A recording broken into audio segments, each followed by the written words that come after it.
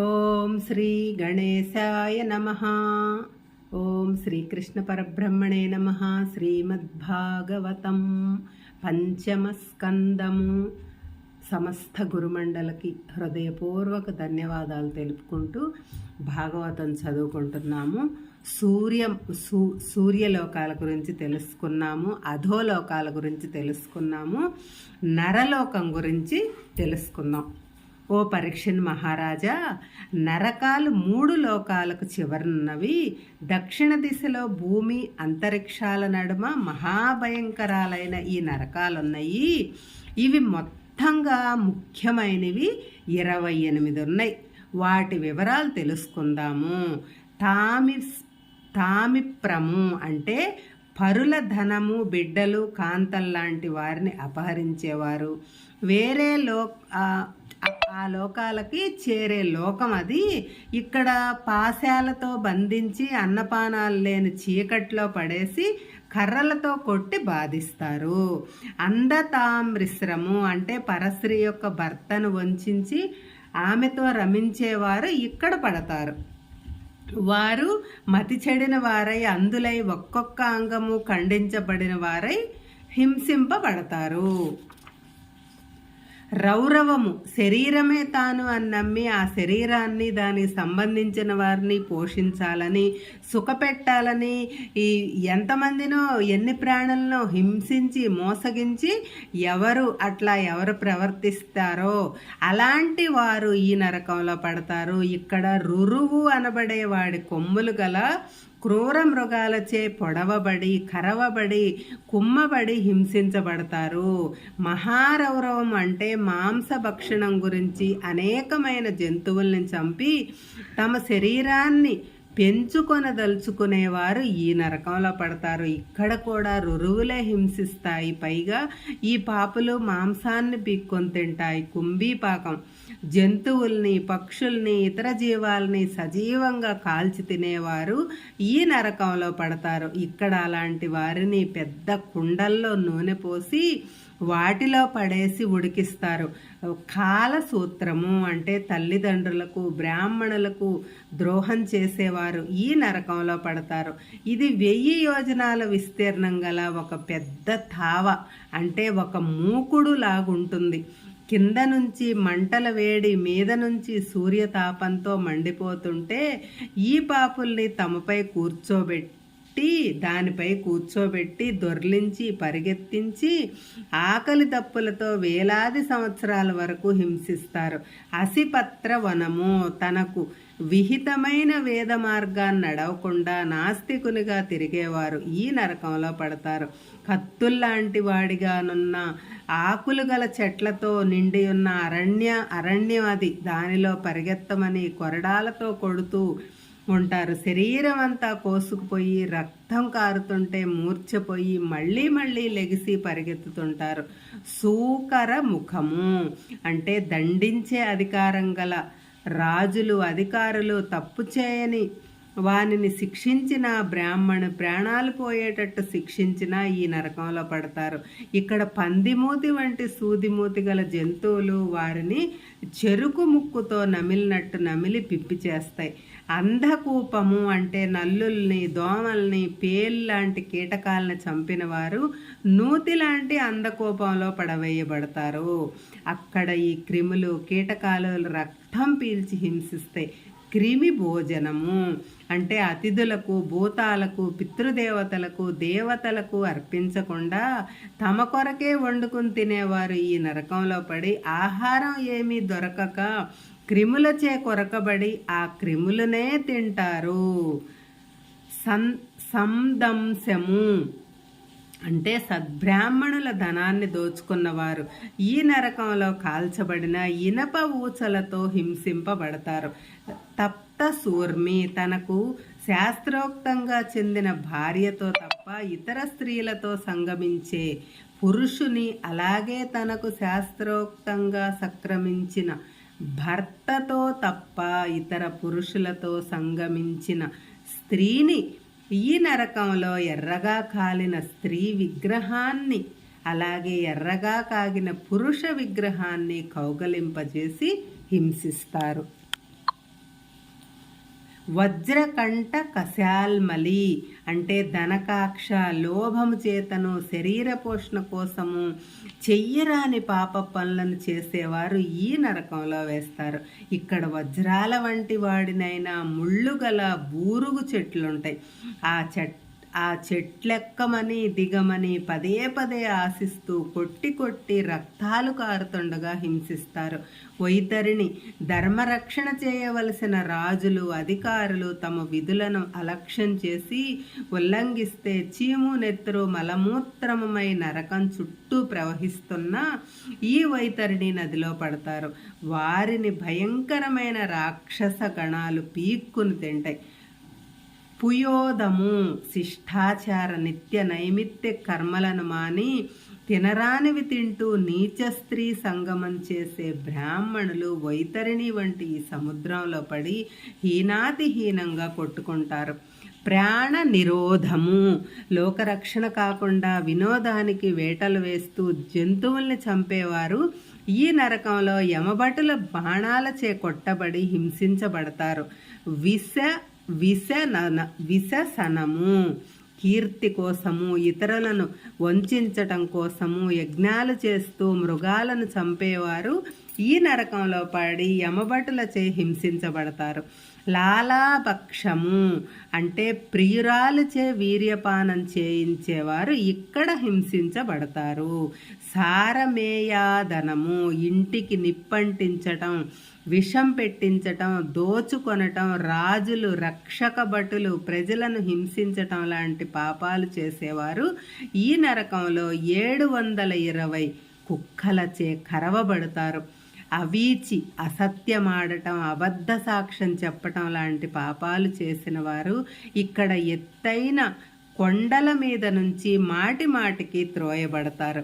అయఃపానం యజ్ఞంలో సోమపానం చేసిన తరువాతను, వ్రత దీక్షలో నుండగాను సురపానం చేసిన వారి గొంతులలో కరిగిన ఇనుప ద్రవం ఇక్కడ పోస్తారు. క్షారకర్ధమము తమకు ఎలాంటి శ్రేష్టత్వము లేకపోయినా అహంకరించి శ్రేష్టత గల యోగ్యులను అవమానించేవారు ఇక్కడ కారపు కూపంలో పడవేయబడతారు. రక్షోగణ భోజనము స్వార్థ ప్రయోజనాల గురించి నలబలి జంతుబలి ఇచ్చి క్షుద్రదేవతలను ఆశ్రయించేవారు ఇక్కడ రాక్షస గణాలచే నానా హింసలు పొందుతారు. శూల ప్రోతము జంతువులకు ఉరిపన్ని పట్టుకొని వినోదిస్తూ వారిని చంపేసేవారు ఇనుప శూలాల గుర్చబడి కాకులు గద్దలు వారిని పొడుచుకు తినేటట్లు పారవేయబడతాయి. దందసూకము ఇతరులకు విషం లాంటి శూలాల్లాంటి మాటలతో హింసించేవారు ఇక్కడ పాములచే కరిపించబడతారు. అవట నిరోధము గ్రుడ్డివాణిని, బలహీనులను, పసిపిల్లలను గోతిలో పడేటట్లు చేసి వినోదించేవారు ఇక్కడ విష అగ్ని జ్వాలల్లో పడవేయబడతారు.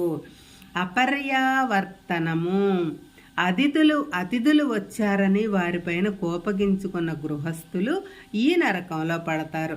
గ్రద్దలు వాళ్ళ కళ్ళను పీకేస్తాయి.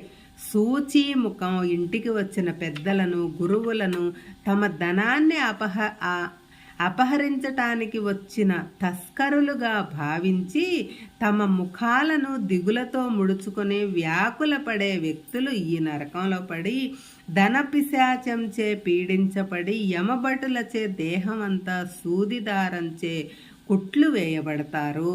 ఇంకా ఇలాంటి నరకాలు ఎన్నో ఉన్నాయి. ఈ విధంగా అనేక రకాలైన పాపకర్మలు నరకాల్లో పడి తమ దుష్కర్మల ఫలాన్ని అనుభవించి కర్మశేషాలతో మళ్ళీ భూలోకంలో జన్మిస్తారు. అదేవిధంగా పుణ్యాత్ములు కూడా ఊర్ధ్వలోకాలకు వెళ్ళి సుఖాలను అనుభవించి కర్మశేషాలతో మళ్ళీ భూలోకంలో జన్మిస్తారు అని శ్రీ సుఖయోగేంద్రుడు పరీక్షిత్తుతో చెప్పాడు. హరి ఓం తత్సత్. పంచమ స్కందం సమాప్తం. శ్రీమద్భాగవత సంగ్రహము షష్ఠ స్కందము శ్రీసుఖవాణి ఆజామిలోపాఖ్యానం. నారాయణ నామోచ్చరణ మహిమ ఇది. శ్రీసుఖ మహర్షిని పరీక్షిత్తుడిలా అడిగాడు, మహాత్మా, పాపకర్మలు చేసిన వారు నరకాల్లో పడి అనేకమైన యాతనలు అనుభవిస్తారని మీరు చెప్పారు. పాప పరిహారానికి కొన్ని ప్రాయశ్చిత్త కర్మలు చేసి నరక యాతనల నుంచి తప్పించుకోవాలని అనుకుంటారు. మళ్ళీ మళ్ళీ పాపకర్మలు చేస్తూనే ఉంటారు. అలాంటి వాటి గతి ఏమిటి అని అడగగా శ్రీసుకుడు ఇలా బదులు చెప్పాడు, రాజా,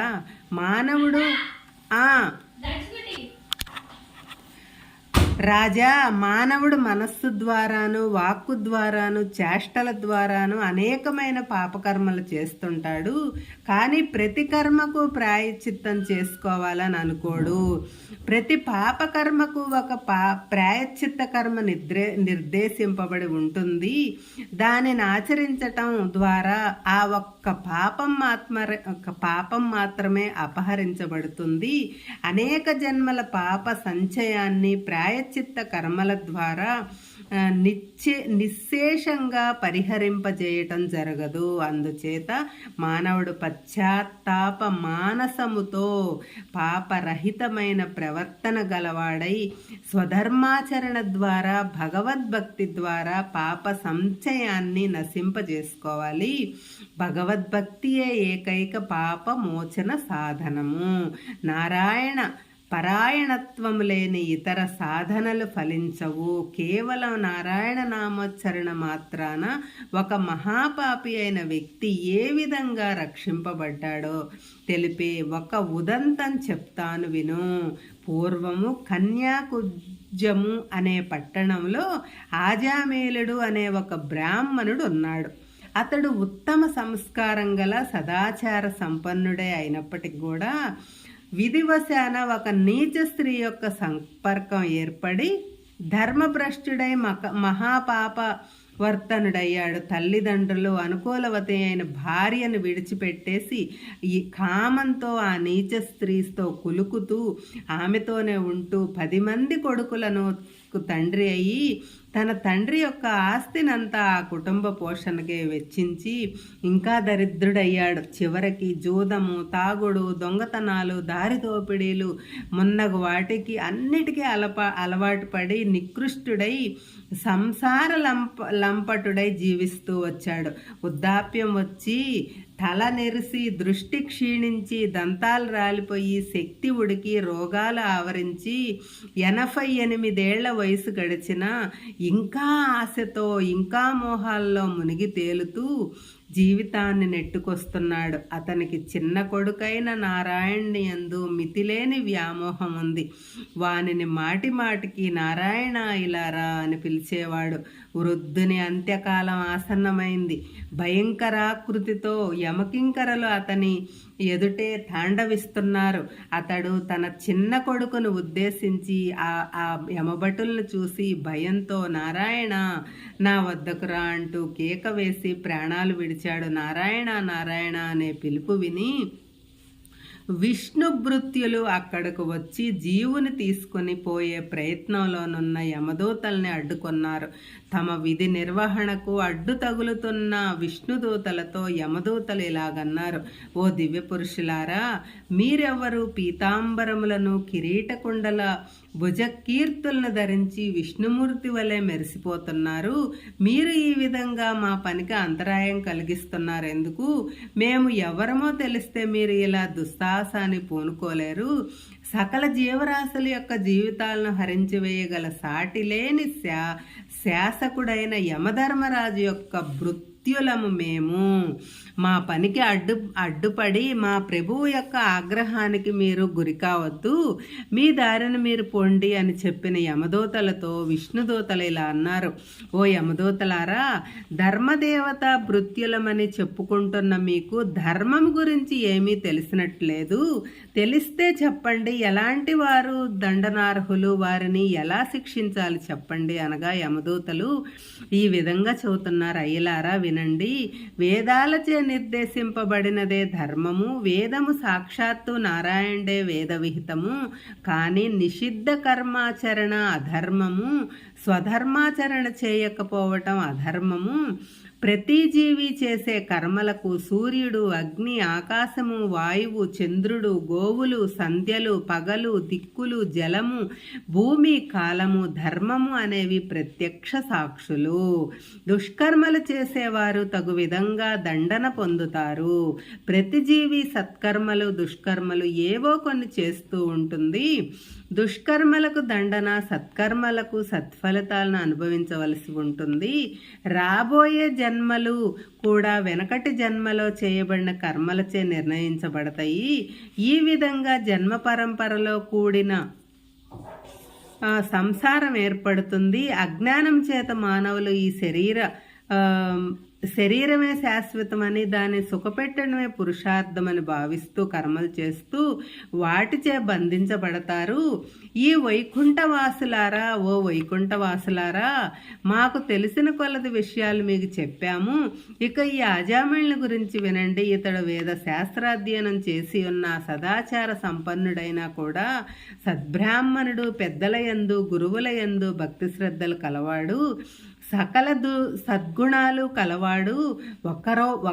ఒకనాడనమాట అతడు అడవి నుంచి సమిదలు పుష్పాలు కోసుకొని వస్తుండగా ఒక పొదమాటను ఒక శృంగార దృశ్యాన్ని చూశాడు.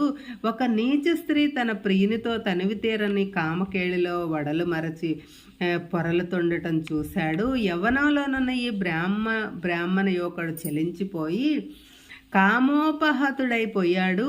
నిత్య నైమిత్య కర్మలను విడిచి ముసలి తల్లిదండ్రులను, సుందరి సుశీలయ్య అయిన భార్యను విడిచి ఆ నీచ స్త్రీతో కులుకుతూ బిడ్డలను కని వారి పోషణకై అనేకమైన దారుణ కృత్యాలు చేస్తూ భ్రష్టుడయ్యాడు.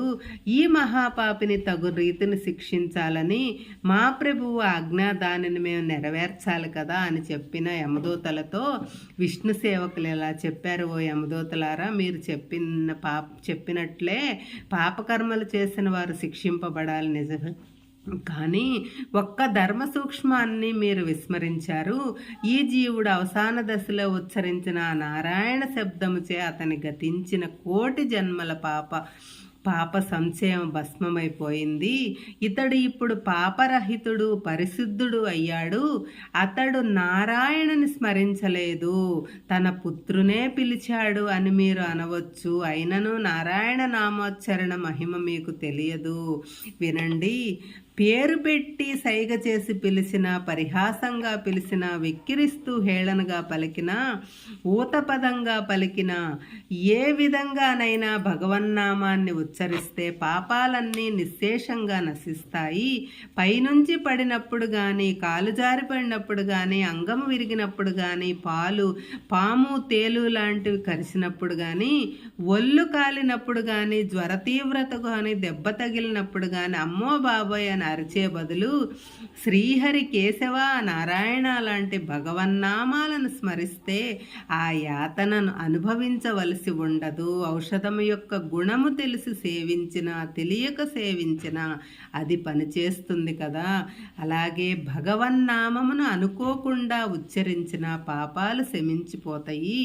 అంత్యకాలంలో నారాయణ నామస్మరణము పూర్వజన్మల సుకృతం ఉంటే గాని చేరలేము కదా. అందుచేత ఈ జీవిని శిక్షించటానికి మీరు తీసుకువెళ్ళరాదు.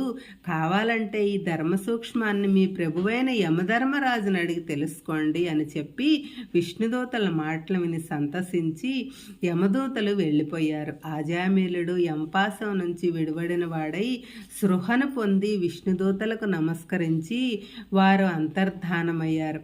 సర్వపాపాలు తొలగిపోయిన ఆజామిళ్ళు దేవదూతలు, యమదూతలు చెప్పుకున్న మాటలను మననం చేసుకొని నారాయణ నారాయణ నామ మహిమను గురించి తెలుసుకున్నాడు. అతను మనోబుద్ధులు నిర్మలమై నిశ్చలమై భక్తిపూరితమైనవి. తాను ఎంతో పశ్చాత్తాపంతో శ్రీమన్నారాయణుని శరణాగతుడైనాడు. అతనికి జ్ఞానోదయం కలిగింది. హరిభక్తులతోనూ సత్పురుషులతోనూ సాంగత్యం చేశాడు. సంసార బంధాలన్నీ తొలగించుకొని అతడు హరిద్వారానికి పోయి యోగాన్ని అభ్యసించి పరమాత్మను చేరాడు. పరమ పాపాత్ముడైనను నారాయణ నామస్మరణ చే పరమ పదాన్ని పొందవచ్చని ఈ ఆజామిల్ని చరిత్ర నిరూపిస్తుంది. విష్ణుదూతల చేత భంగపడిన యమదూతలు పోయి యమునికి సర్మము విన్నవించి ఇలా అడిగారు, ప్రభు, జీవులకు వారి వారి కర్మలను అనుసరించి శిక్షించే ప్రభువు నీ ఒక్కడవే అని మా విశ్వాసము. అయితే మరి నీ ఆజ్ఞను ధిక్కరించి దానిని వమ్ము చేయగల శక్తి ఈ నలుగురు దివ్య పురుషులకు ఎలాగొచ్చింది? నీకు పై అధికారి ఎవరైనా ఉన్నారా అనగా విని దండధరుడు ఇలా చెప్పాడు, అవును, నన్నే కాదు ఈ విశ్వమంతటిని శాసించే ఏకైక నాథుడొకడున్నాడు. ఆయనే శ్రీమన్నారాయణుడు. నాతో సహా బ్రహ్మాది దేవతలు సమస్త జీవరాశులు అయిన మాయకు లోబడి ఆయన యొక్క లీలా విలాసముతో సృష్టించబడినవే. ఆయనలోనే సమస్త సృష్టి ఇమిడి ఉంది. వస్త్రములో దారము వలె అంతటా ఆయన వ్యాపించి ఉన్నాడు. ఆయన యొక్క మాయాశక్తిని, వైభవాన్ని బ్రహ్మ రుద్రాదులు సైతము ఎరగలేరు. నేను ఆయననే ఎల్లప్పుడూ ధ్యానిస్తుంటాను. ఆయన నామాన్ని స్మరించినంతనే సకల కర్మబంధాలు విడిపోతాయి. శివుడు, బ్రహ్మ, నారదుడు, సనత్కుమారుడు, కపిలుడు, మనువు, భీష్ముడు, బలి, జనకుడు, వ్యాసుడు, శుకుడు మాత్రమే వైష్ణవ తత్వాన్ని కొంతవరకు తెలుసుకున్నవారు. నాయనలారా, నారాయణ నామ మహత్యాన్ని మీరే కదా ప్రత్యక్షంగా చూసి తెలుసుకున్నారు. భగవానుని యందు భక్తి కలిగి ఉన్న వానిని దండించే అధికారం నాకు లేదు. నామ మహత్యాన్ని గురించి వినియున్నను బుద్ధిహీనులైన వారు దానిని అలక్ష్యం చేసే సంసార వలయంలో చిక్కుకుంటున్నారే గాని సులువైన ముక్తి మార్గాన్ని అనుభవించరు. తెలుసో తెలియకో నిప్పును ముట్టుకున్న, ఔషధాన్ని మృంగినా దాని ఫలితం అనుభవించాలి కదా. అలాగే భక్తితో కానీ, భక్తి లేకుండా అయినా సరే ద్వేషంతో కానీ, తెలిసి కానీ తెలియక కానీ భగవన్నామ స్మరణ చేస్తే దాని ఫలితం తప్పకుండా కలుగుతుంది. అందుచేత ఇక ముందు మీరు ఇలాంటి పొరపాట్లు చెయ్యొద్దు. లౌకిక వ్యాపారాల్లో మునిగిపోయి తాము తన ఇల్లు, పరివారము, సంపదలే సర్వస్వాన్ని భావించి భగవన్నామాన్ని ఉచ్చరించని వారు, భగవద్గాథలను వినటానికి కష్టపడని వారు, భగవానుని ఆరాధించని వారు దండనార్హులు గనుక అట్టి వారినే ఇక్కడికి తీసుకురండి. మీ వలన జరిగిన ఈ పొరపాటును సవరించమని నేను ఆ దేవదేవుణ్ణి ప్రార్థిస్తాను అని యముడు తన భటులకు ఉపదేశించాడు. పరీక్షిత్తుతో శ్రీశుకుడు ఇలా చెబుతున్నాడు, రాజా, మలయ పర్వతం మీద అహర్నిశలు శ్రీహరినే ధ్యానిస్తూ ఉండే అగస్త్య మునిని నాకు ఈ రహస్యాన్ని చెప్పాడు. అనేక జన్మల పాప సంశయం పరిహారం కావాలంటే శ్రీహరి నామ జపమే ఏకైక సాధనము అని. నారాయణ నారాయణ అంటే ఆ నామానికి అంత ఫలితం ఉంది. హరే కృష్ణ.